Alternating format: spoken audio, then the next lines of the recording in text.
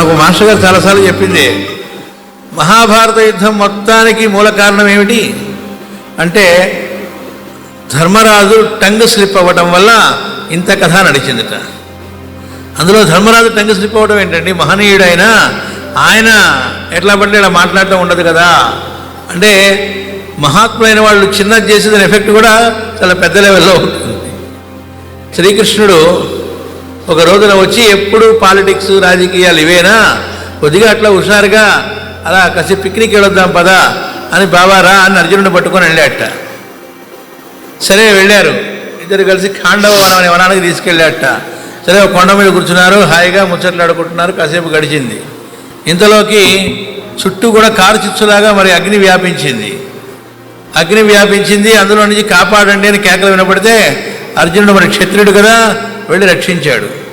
ఆ రక్షింపబడ్డవాడు నమస్కారం చేసి, నన్ను మయుడంటారండి, రాక్షసులకు నేను ఆర్కిటెక్ట్ ఫెలోని, అయ్యా ప్రాణాలు కాపాడారు, దానికి ప్రత్యుపకారం చేయగలిగింది ఏమీ ఉండదు, కానీ నా తృప్తి కోసం ఏదైనా కోరుకోండి, నాకు నా టాలెంట్కి తగ్గది అని అన్నట్ట.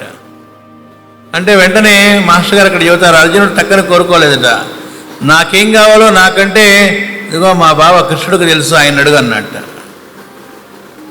అనేటప్పటికీ కృష్ణుడు అడిగట్ట, అయ్యా వారికి ఏదైనా ఇవ్వాలనుకుంటున్నాను అని. కృష్ణుడు అన్నట్ట, వెంటనే ఈ భూమి మీద ఎక్కడా లేని గొప్ప సభాభవనాన్ని కట్టి ధర్మరాజుకి ఇవ్వు అన్నట్ట. అసలు సీన్లో ఎక్కడ ధర్మరాజు లేడు, కాపాడింది అర్జునుడు, ఈయన ఇద్దామనుకుంది కూడా అర్జునుడికి. అదేంటండి అర్జునుడికి ఇద్దామనుకుంటే ధర్మరాజుకి ఇమ్మంటారు అందామా అని భయపడ్డాట. సో చాలా కొద్ది కాలంలోనే మైసభ ఏర్పడిపోయింది. సరే అది వచ్చినప్పటి నుంచి చాలా ఆనందపడుతున్నట్ట ధర్మరాజు, ఎందుకంటే భూమి మీద ఇంకెక్కడా లేదు అలాంటి సభాభవనం.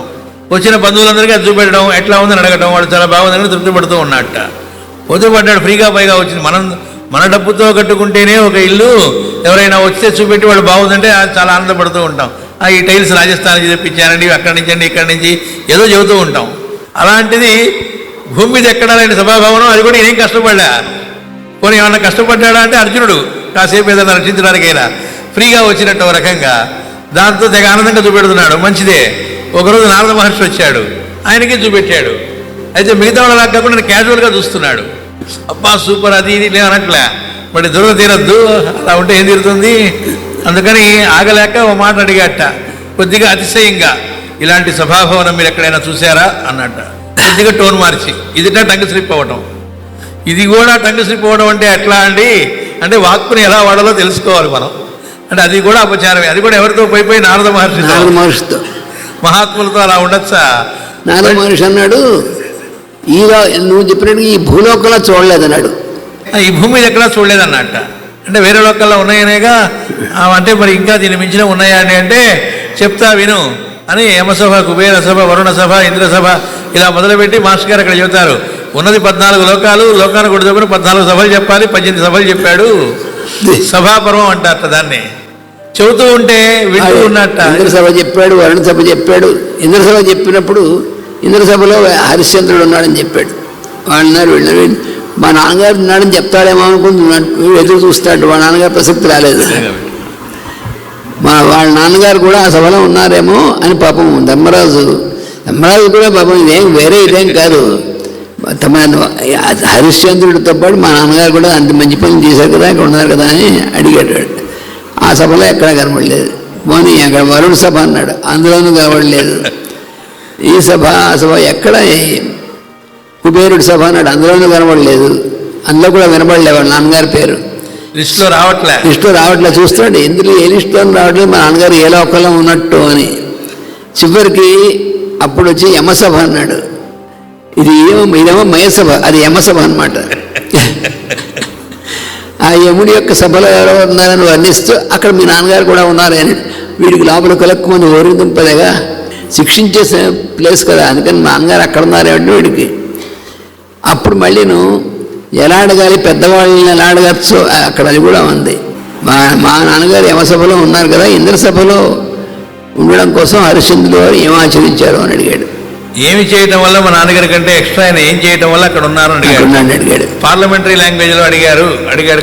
అప్పటి పార్లమెంట్లో అప్పుడు అనుకున్నాడు, నారదుడు చూస్తున్నాడు, ఏదో అడుగుతాడని చెప్పిద్దా అలాదా నాన్న దారికి అనుకున్నట్టు లోపల. అక్కడ చెప్పేట మీ నాన్న మంచివాడు, హరిశ్చంద్రుడు మంచివాడు, మీ నాన్న దాన ధర్మాలు చేశాడు, హరిశ్చంద్రుడు చేశాడు, మీ నాన్న ఆయన సత్యవంతుడు, మీ నాన్న కూడా సత్యమే పలికాడు, ఎప్పుడు అసత్యం పలికాడు. అన్ని సిమిలారిటీస్ చెబుతూ వచ్చాట. చెప్తే ఇది చూస్తున్నాడు, మరి ఏంటి తేడా అన్నట్టుగా.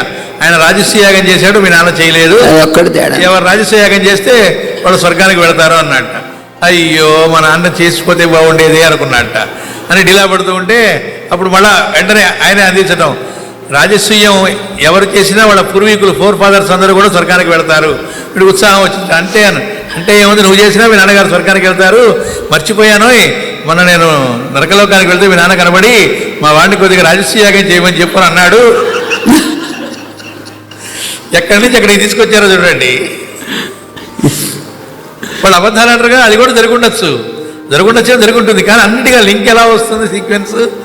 మాస్టర్ గారు చెప్పినట్టు కృష్ణుడు అనుకుంటేనే ఇక్కడ ఆయన అడగడం కూడా, ఈవెన్ అక్కడ ఆలోకం నుంచి ఆయన అడిగేట అన్న అది కూడా కృష్ణుడు రీలే.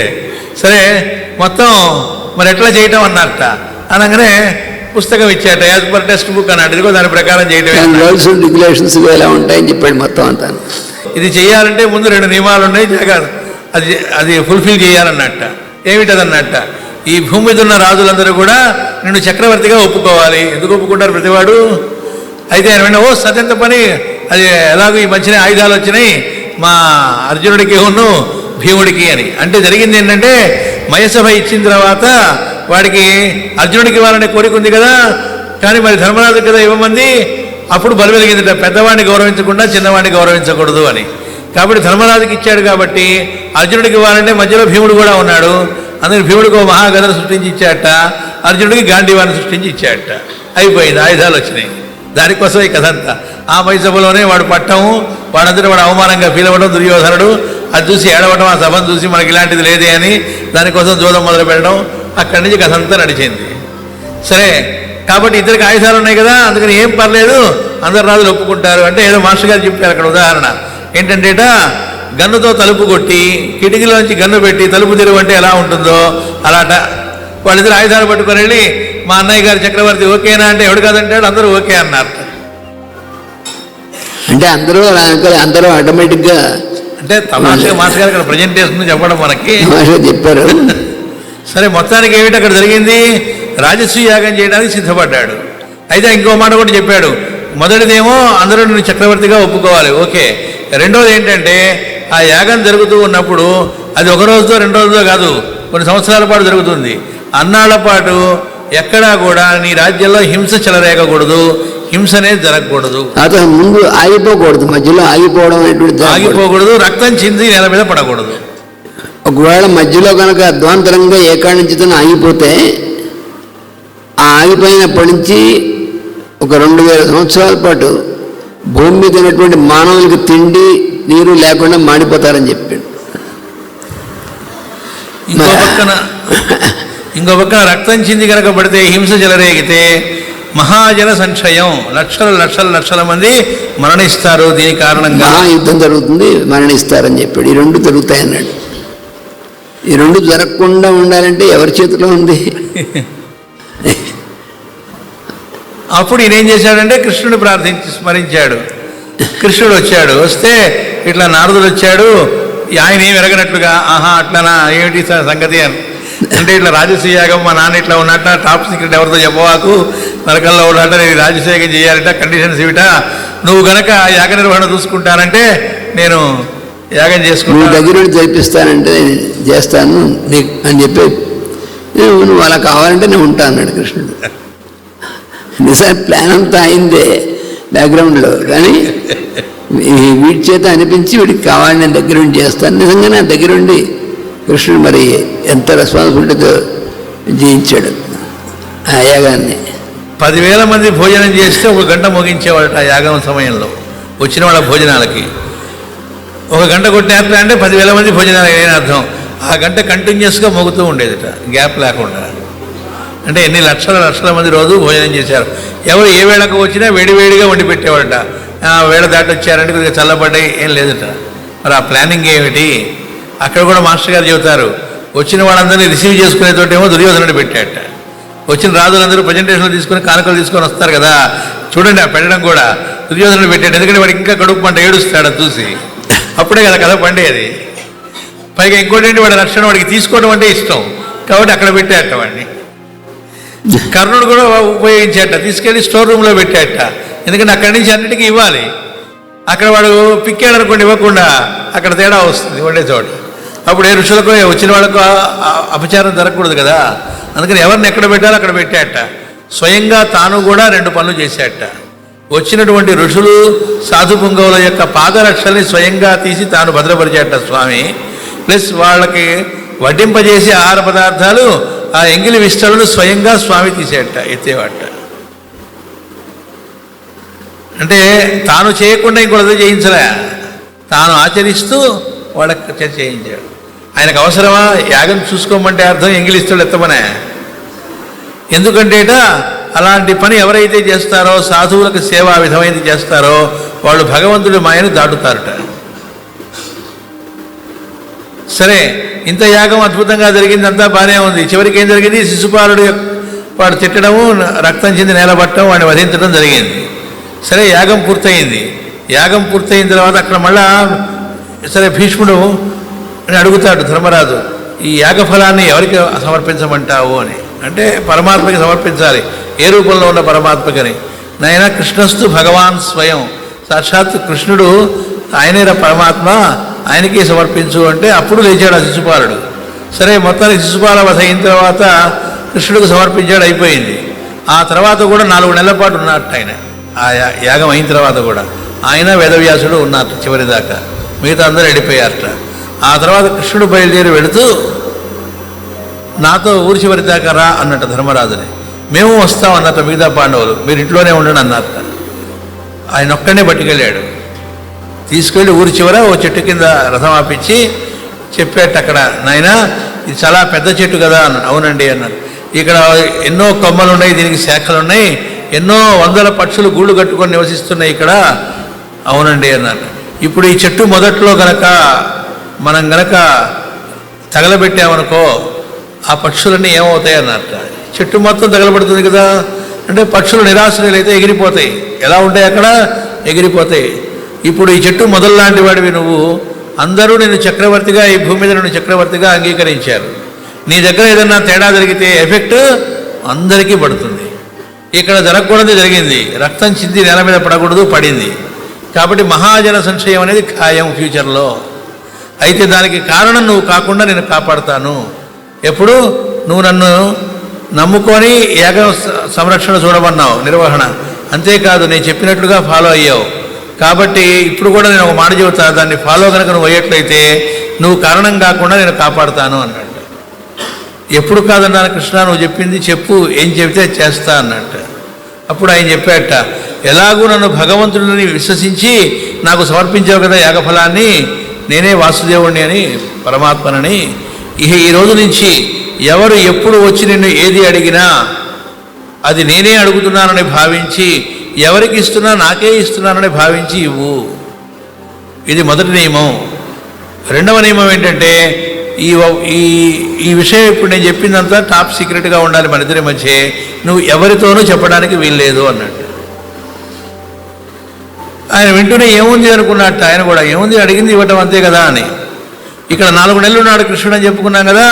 ఈ లోపల జరిగింది ఏమిటి, కౌరవులు సరే ఇంటికి వెళ్ళడం, వాడు దుర్యోధనుడు భోరుమని ఎట్టేట ఇంటికి వెళ్ళి, నాకు ఆ బిల్డింగ్ కావాలంటట, ప్యాలెస్ అదంతా కావాలి, చూసిందల్లా కావాలని చిన్నపిల్లలాగా.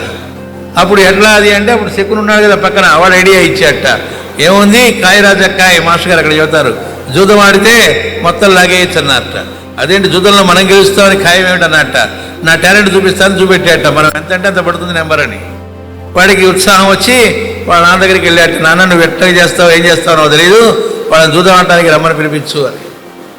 సరే, ఆయన మొత్తానికి వాడికి ఇష్టమేట, నువ్వు ధృతరాష్ట్రుడికి పైకే నటన, వాడికి బాగా ఇష్టమే కాబట్టి పిల్లలకి ఆ లక్షణాలు వచ్చినాయి. అయితే వాడేం చేశాడు, వాడి ఇష్టం కాదు, అలా బిహేవ్ చేస్తే ఊరుకోడు భీష్ముడు. మాస్టర్గా చేశాడు, ప్లాట్ఫామ్ మీద అంతా నిలబెట్టి లెమ్మకాయ కొడతాడు ఆయన. అందుకని భీష్ముడి దగ్గరికి వెళ్ళి, పిల్లలు సరదా పడుతున్నారు, వాళ్ళని పండక్కి పిలుస్తారట, ఏదో అందరూ కలిసి కాసేపు జూదం ఆడుకుంటారు. సరదాగా భవనం కట్టిపెట్టాము, ఆ భవనంలో చక్కగా వాళ్ళు వీళ్ళు వచ్చి కాసేపు ఆడుకుంటారు. అన్నదమ్ముల పిల్లలు పర్మిషన్ ఇమ్మన్నాడు భీష్ముడు అని. అనగానే చచ్చేటు తిట్టాట, బుద్ధి ఉందా లేదా? పండక్కి పిలిస్తే మీరు బట్టలు పెట్టండి, లేదా వాడు బట్టలు పెడితే పెట్టించుకోండి, ఇది చేసుకోవాలి. కానీ కాయరాజక్కాయ ఏమిటి, జూదవాటం ఏమిటి, మాడి మసవుతారు నీ పిల్లలు మొత్తం అన్నారు. మీరు ఎప్పుడు ఇంతే, నా పిల్లల పట్ల మీకు ఇది లేదు, మీరు పాండవ పక్షపాతులు అది మొదలు పెట్టాట. అప్పుడు ఆయనకు అర్థమై నీ చావు నువ్వు చావు అన్నట్ట. అంటే ఒప్పుకున్నట్ల.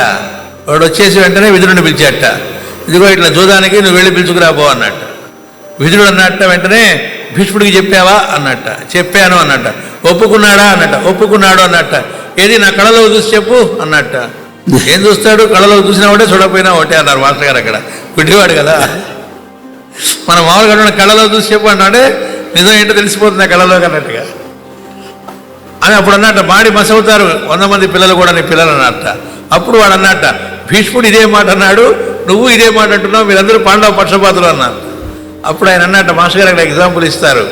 ఎవరైనా ఒంటి మీద కనుక నిప్పు వేసుకుంటే అరే తగలడుతుందిరా అని చెబుతారు. అదేంటి అందరూ తగలడుతుందని చెబుతారు ఏంటంటే, నువ్వు చేసిన పని అలాంటిది కాబట్టి ఎవరైనా అదే చెబుతాడు.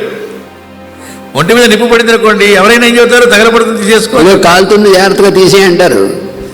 అని అందరూ కాలుతుంది అంటారు అన్నట్టు చెప్పినట్టుగా అందరూ నా పిల్లలందరూ చచ్చిపోతారంటారంటే మనం చేసే పని అట్లా ఉందిరా అని చెప్పాడు. కానీ వాడికి ఎక్కలేదు. సరే అప్పుడు విదురుడు, నీ బదులు నేను తిట్లు తిని వస్తాను, ఇలాంటి విధవ పని నువ్వు చేయమన్నా వాడు చేయండి ధర్మరాజుని బయలుదేరాడు.